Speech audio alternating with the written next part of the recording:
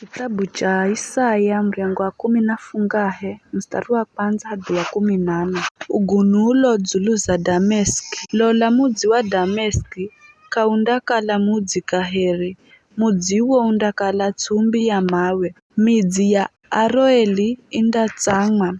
Indakala hatu hakutimdhiza mabadhi ga ng'onzi. Na kahana mutu andiye gagosha.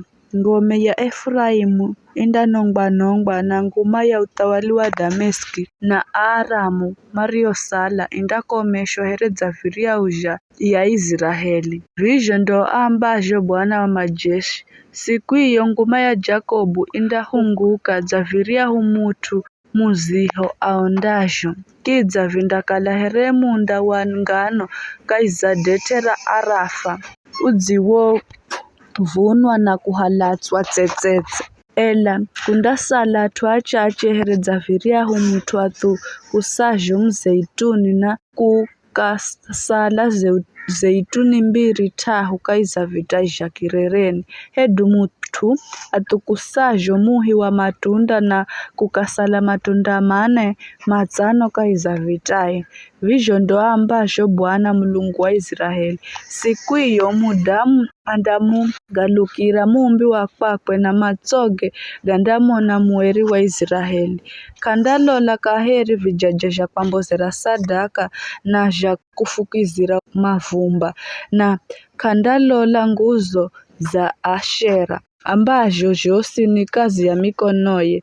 Siku hiyo midzi yao yenye maboma indakala here midzi natsi iliorichwa ganzo na Ahivi na Aamori wakati marihokala manachimbira ya Israeli. Kila kitu kindanongwa. Mana udzamusahau Mulungu akokolaye.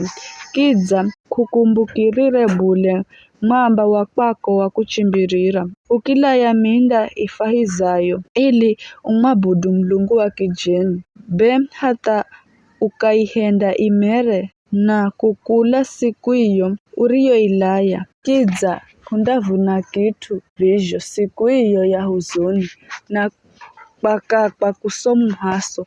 Lola mururuma watu anji manaruruma here bahari. Lola muriro watu wa mataifa manaruruma here madzimanji.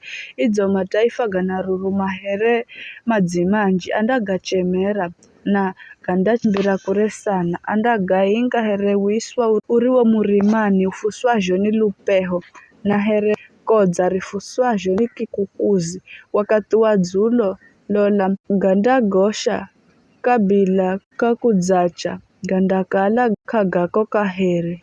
Ndo muza wa ao mafutekao ndo vindizho apata ao mafuhokao.